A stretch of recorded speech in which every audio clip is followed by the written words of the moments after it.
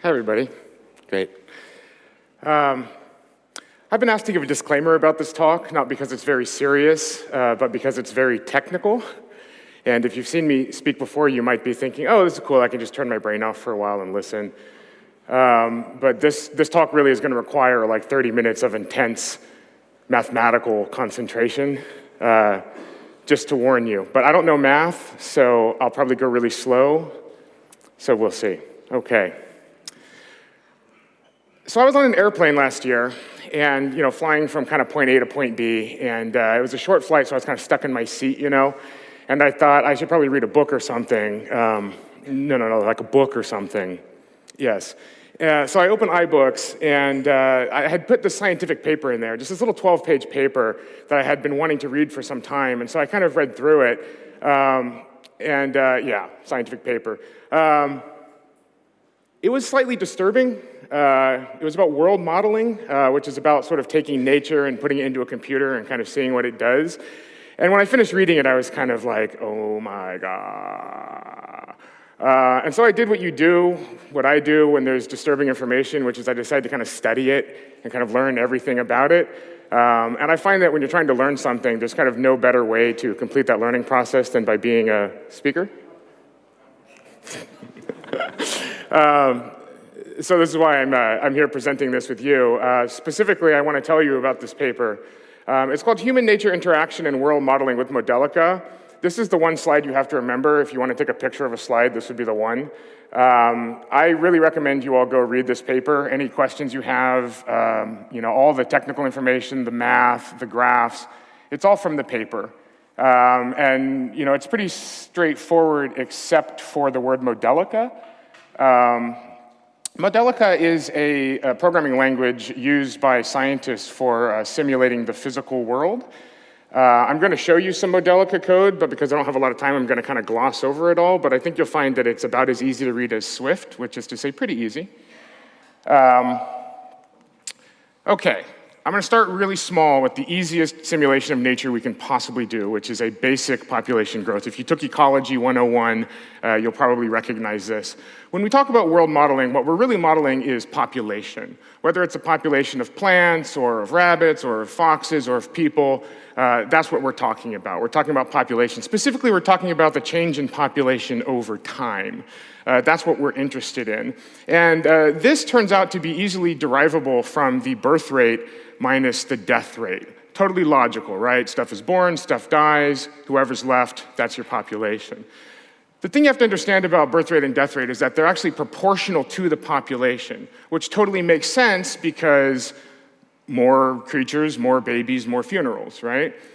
So we can kind of math this up and go variable with it, and then do a little substitution because it's math, you know how math works. And this is what we end up with. This is the basic equation for measuring the change in population. Growth rate times the population at that moment minus the death rate times the population at that moment. We're going to come back to this again and again. When we want to model this, we can get fancy with it, factor it out, make like math, and then put it into Modelica. This is a line of Modelica. It all just looks like math because it's math, except for the one thing. It's no longer P with a dot. Now it's del P, I guess because this is Germany and it's like the P. No. It's the derivative function, which basically means what it's going to do is it's going to take the output of that function, and then it's going to feed that back in and run the function again and again and again, and that's how you sort of advance the simulation over time. The entire program for running this looks like this. It's an object-oriented language. We have a class, we have a couple of parameters, assign some initial values. There's one equation, one main state variable, and that's it. When you run the simulation, because it's science, instead of a bunch of happy bouncing things, you get a graph. And the graph looks like this. Should be pretty familiar to you. This is an exponential growth curve. Exactly what that equation is, right? Pretty simple. But here's the thing that I always wonder when I see something like this. What's going on up here, right? Because I might not know that much about math, but I'm pretty sure that that kind of curve is not going to be sustainable in the long run. And I'm not the only person to think that. I'm not the first person to think that. In fact, as far as we know, the first person to think that was a guy by the name of Robert Malthus. You may have heard of him as Thomas Malthus. That was his first name, but he went by his middle name of Robert, so we're going to go with that. Malthus wrote an essay back in the late 1700s about population. And he observed that while population seems to grow exponentially, as we've seen, food production does not. It grows more arithmetically. Therefore, something has to give. Now, when you hear about Malthus these days, it tends to be sort of dire predictions of collapse. You'll see that we name these things after him. But I don't really think he was talking about that. You know, he was a reverend. He was a man of God, as people were back then. And he, I think, was trying to say basically that the system is going to work out, right? Population cannot grow exponentially regardless of what we see in the short term because, you know, if there's too much grass, then God makes rabbits. And if there's too many rabbits, then God makes foxes. And if there's too many foxes, then God makes global warming, right? Something like that. So we can actually model that using what's called the Lutke-Volterra predator-prey model, or just the predator-prey model. So we go back to our basic equation. Remember the change in population, which is the change rate equals the birth rate minus the death rate. But when we want to talk about multiple populations, we need to start distinguishing between equations. So we're going to replace the p's with r's and put little sub-r's on there. So we know that we're talking about a population of rabbits over time, the growth rate of rabbits times the number of rabbits minus the death rate of rabbits times the number of rabbits. Are you confused yet? Because I'm totally confused by this point. Once the math teacher started saying sub-r kind of stuff, I was like, I don't know what's happening anymore. So because this is 2015 and we use modern programming languages, I'm going to go ahead and just emoji this. Yeah. I'm going to subtitle the math in emoji so I can understand it. So basically what this means is like the change in bunnies equals yay bunnies times bunnies minus boo bunnies times bunnies, right? Awesome. When we talk about foxes, same deal, right? We replace the bunnies with foxes, the R's with F's. There's no actual fox emoji, so I had to use this dog head. I hope you'll forgive me, any big fox fans out there. But here's why this is wrong. Because these populations don't actually exist independently, right? The whole point of this exercise is that foxes eat rabbits. Therefore, the death rate of rabbits due to natural causes is no longer relevant because the death rate of rabbits is mostly due to predation by foxes. And so therefore, we go ahead and change the DR to DRF, the death rate of rabbits due to foxes. There, death rate of rabbits due to predation by foxes. That's what we call this term, if you're on team rabbit. If you're on team fox, we call this the efficiency of foxes in harvesting rabbits. Because basically, dead rabbits equals baby foxes. So when we want to then bring the rabbit term back into the fox equation, we just take this whole section here and we just kind of move it down and insert it like so. And then because it's math and I want to match what the paper says, I'm going to just sort of bounce these two in opposite order there.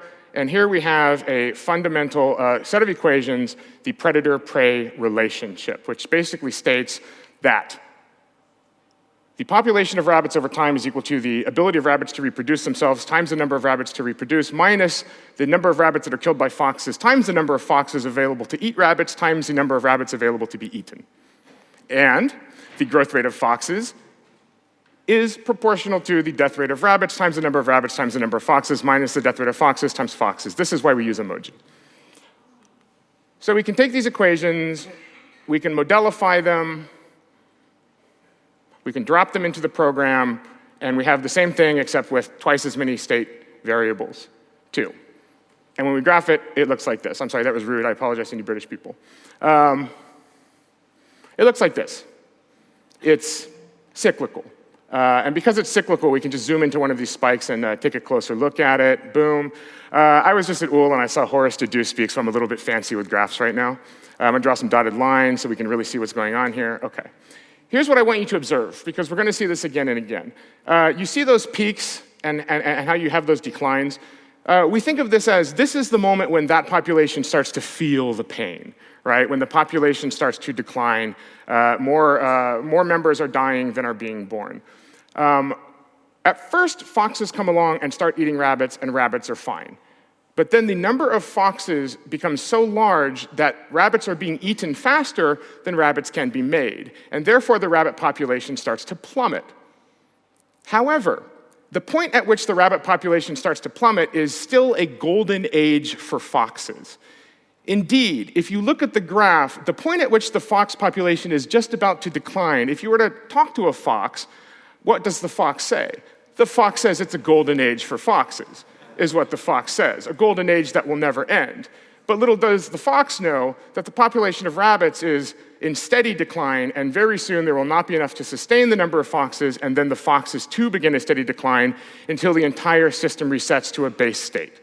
And this is what we call a Malthusian catastrophe, after our old friend Robert Malthus, which is cool and everything, but it's not really what we care about. What we care about is this us?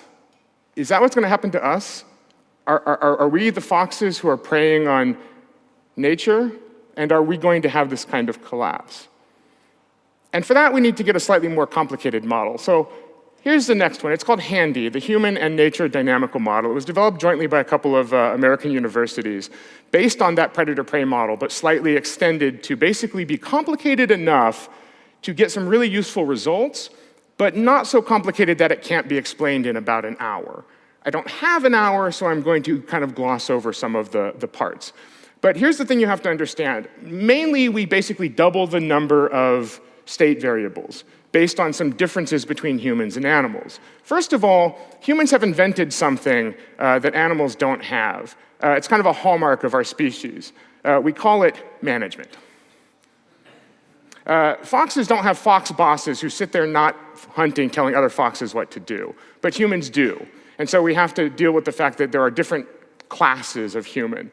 And also, we don't directly harvest nature, so to speak, right? We don't, dead plants don't equal baby humans. It doesn't work that way because we use banking. We use, grain silos. And so basically, we convert nature into wealth, and then we tap that wealth. So there's a level of indirection there that has to be modeled.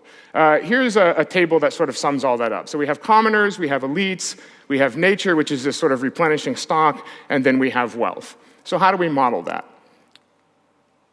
Well, as you might expect, it starts again with our friend, the basic population equation, except that we're going to need two equations again for the commoners and the elites. It's the same equation, except that there's separate populations, separate birth rates, and separate death rates. But they're not linked in a predator-prey relationship because we don't literally eat the rich, right? That's not how it actually happens. So these are just simple populations that sort of exist separate from each other. When we look, on the other hand, at nature, nature is being preyed upon by us, and so we get something that looks more like the rabbit equation, except instead of rabbits, we have commoners. And we have commoners because elites don't work by definition. And so only the number of common people is correlated to the depletion of nature. Also, we don't talk about the birth rate of nature and the death rate of nature. We talk about the regeneration rate of nature and the depletion rate of nature. Oh, and there's one more thing. Nature doesn't follow this kind of curve. Nature follows an S-curve, and so we have to kind of math it up to make it follow that curve by adding a little capacity thing here. This is a very simplified model, and so what we tend to do is we tend to take little bits of math that aren't necessarily modeled to anything physical, but which simulate actual results that we see empirically. And this is an example of this. But going back to our previous equations, remember that this is the efficiency of harvesting. And so when we start talking about wealth accumulation, we just move this factor right up, and that becomes the wealth that we've accumulated, the nature that we've harvested. And then we start consuming it, and of course, commoners and elites have different consumption rates. I'm told that this is a good place to pause and let us all breathe, because that was a lot of math, and math is hard. At least for me. Okay, so in addition to the four main state variable equations, there are some auxiliary equations that are kind of thrown into the mix to relate them. Here's a quick summary of that. I'm not going to go through them all because I don't have time, but basically we're talking about the death rates of commoners and elites, the consumption rates of commoners and elites, the carrying capacity, which I'll talk about, and something called ETA, which was totally confusing to me, but it's nothing. It's just a hunk of math that appears in multiple equations and so has been factored out to make it easier to read. So this is what wealth consumption looks like. This is an example of these auxiliary equations. Basically what this states is that the depletion of wealth is equal to some subsistence salary times the population. There's this fancy little bit here that looks computery, and that's called the famine threshold. Because what we're additionally modeling here is that rather than a single death rate, there's actually a minimum and maximum death rate, and we sort of move between those two death rates depending on how much wealth is available. When there's not enough supplies, people start dying faster. It works the same way with elites. The only difference is that we've added a certain inequality factor. Rather than having separate salaries for everyone, it's easier to just talk in terms of, you know, your CEO makes 10 times more than the average employee or 100 times more than the average employee. That would be a 10 times or 100 times inequality factor. The opposite side of that equation then are the death rates, which tie into that, and blah, blah, blah. This is the part that I have to gloss over. Carrying capacity, we have two. There's the carrying capacity, and then there's the maximum carrying capacity. And the reason for this is there is an amount of people that nature can sustain sustainably. And then there's an amount of people that nature can sustain if nobody cares what happens tomorrow, which is higher. And so we track these two capacities. And finally, a bunch more equations. We plug in some numbers, the death rates, the birth rates, subsistence salary, the regeneration factors, inequality factors, whatever, and then we get a bunch of graphs. But there's one more thing. In order to normalize this, rather than plugging in a bunch of funky numbers for depletion, the authors of the paper have analytically derived the best, optimal depletion factor for each scenario, and then we simply speak in terms of that. So we can say that we're using nature at an optimal rate, which is to say the rate that allows us to have the most people sustainably, or we're using nature sometimes more than the optimal rate, right? Overusing nature. A lot of simplifications that make it all sound very complicated, but it's not, you'll see. Here's some code. I'm not going to get into it. And now let's talk about some different forms of society. I'm going to start simple and build it up. First of all, let's ignore inequality. Let's ignore the idea of an elite class. And let's just model what happens when we have this kind of more complicated equation that involves wealth and the harvesting of nature. Blah, blah, code, and then graph. So this is what you might call the ideal scenario. Nature is depleted as the population grows, and then because we're taking the exact right amount of nature, eventually what happens is the population levels off and the depletion of nature levels off so that we harvest nature at the exact rate in which it's being replenished, and one person is born for every person who dies. Therefore, everything enters a steady state and remains that way basically forever until the sun consumes us all. But what happens when we over-deplete nature? What happens when we take too much from nature? So then we basically take our depletion factor and then we multiply it by 4, way over depletion. Then what we end up is something that looks very familiar, cycles of prosperity and collapse, right? Just like the predator-prey model. And somewhere out there, the ghost of Robert Malthus is snickering at us. Now, something that I want to point out, the reason why I'm showing you this little snippet of code here, I don't want you to think that the conclusion here is that not having inequality is like what we need to survive, and having bosses is what's going to kill us. That's not true. In every type of society, in every model, it's possible to get the best outcome. It's possible to get the worst outcome, which is a full collapse, or anything in between. It's just a matter of jiggling the numbers around. So let's look at what happens when we add an elite class of management that doesn't actually make more money than us. They just don't work. Blah, blah, code, and then graph. I know, I'd love to go over the code with you, but it'd take another hour. It's all in the paper. So first of all, again, like I said, it's totally possible to reach equilibrium even when people aren't working. In fact, it's actually better if people aren't working because less people working equals less nature being used, and therefore kind of more people who can just kind of hang out and not deplete nature. On the other hand, what happens if we do deplete nature more than nature can be depleted, but not so much that we end in a permanent cycle of collapse and rebirth? So something in between those two depletion factors. What we end up with is something in between the two models, where we start by kind of, population grows, nature runs out, population declines, nature is replenished, and so on and so forth, and we kind of slowly narrow in on it until we finally reach an equilibrium. I think that this is a really important graph because what this says is we don't have to be perfect. It's not a matter of we do it right or we do it wrong.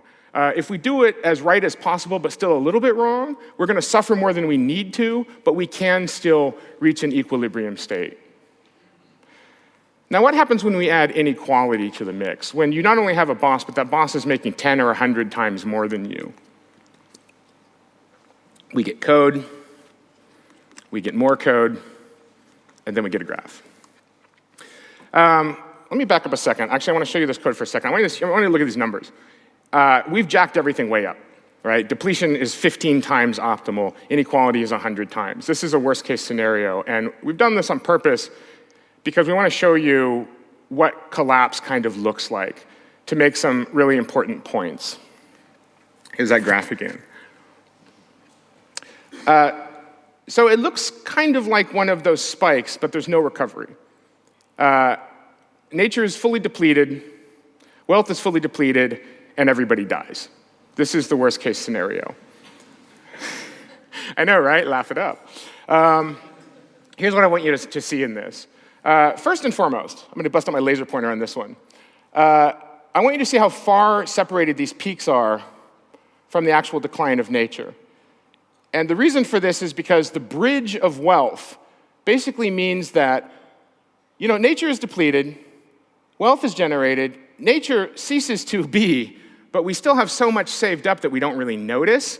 And when nature is destroyed, it's still the golden age. We still have a long way to go, lots and lots and lots of growth. But what's even more disturbing is look at how far shifted the elite curve is. By the time the elites start to feel any pain, and this is the pain of their own extinction, more than half the human population is dead. Nature has been destroyed so long ago that it's absolutely irrecoverable.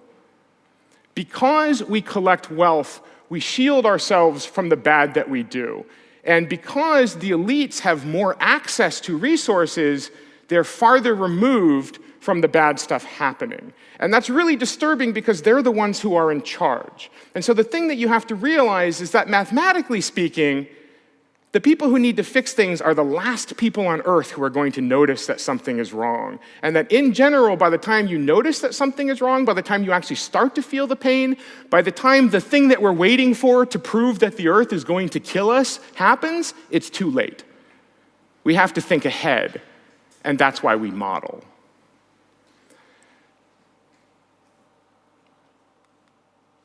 So what happens then if we throttle back the inequality, keep that in check, and start introducing birth control?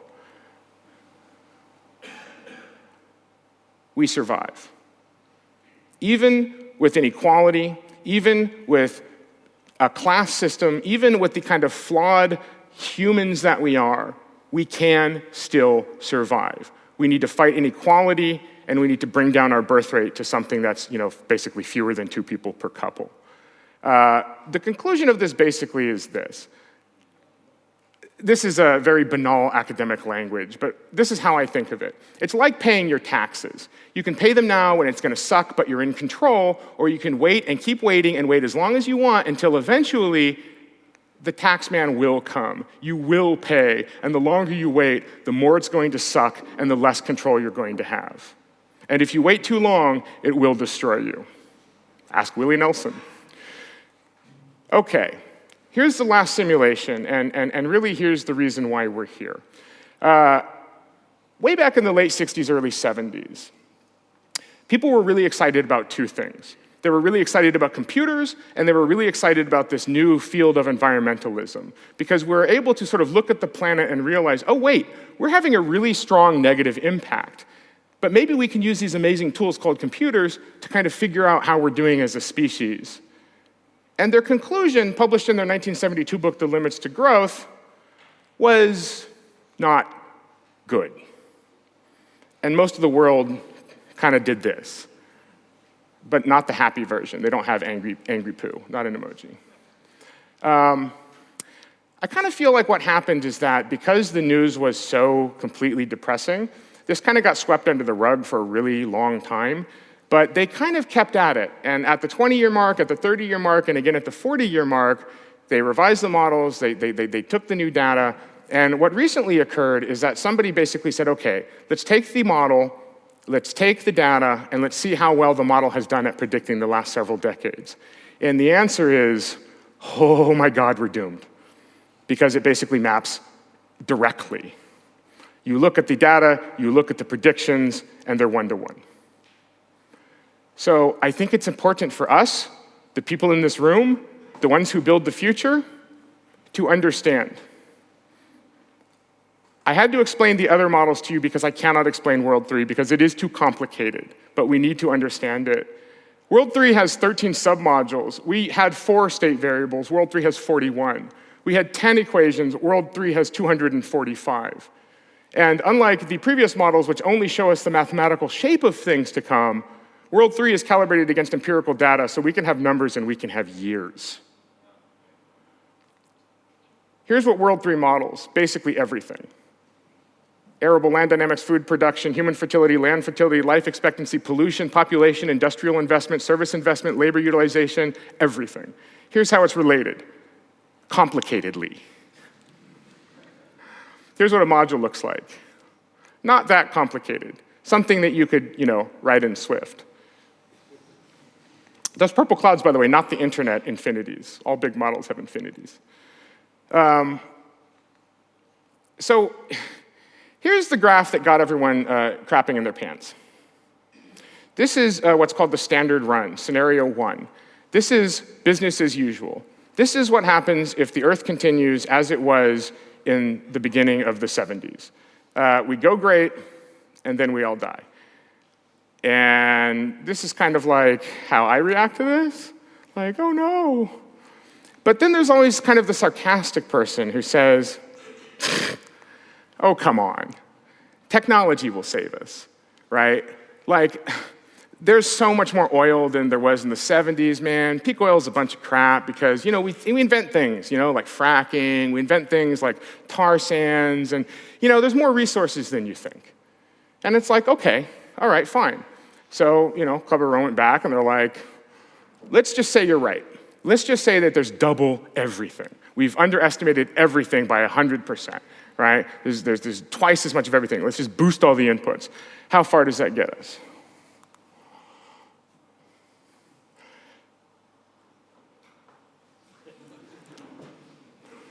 And this is when I'm like, oh.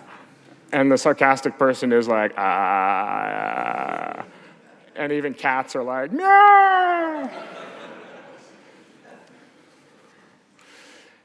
This is what upset me so much.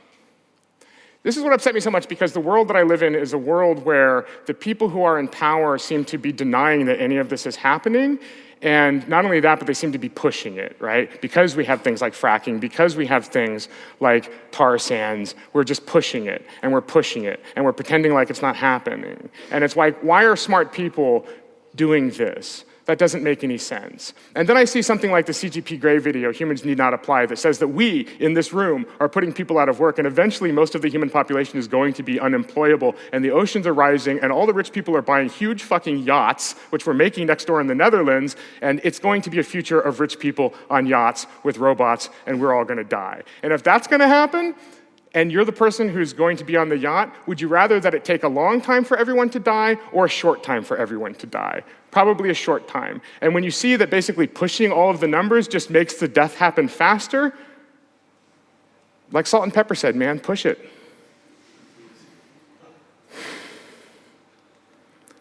This is us. This is what happened. If we had kept it like it was in the 70s, we would have died, but we pushed it, and now we're just gonna die all the faster.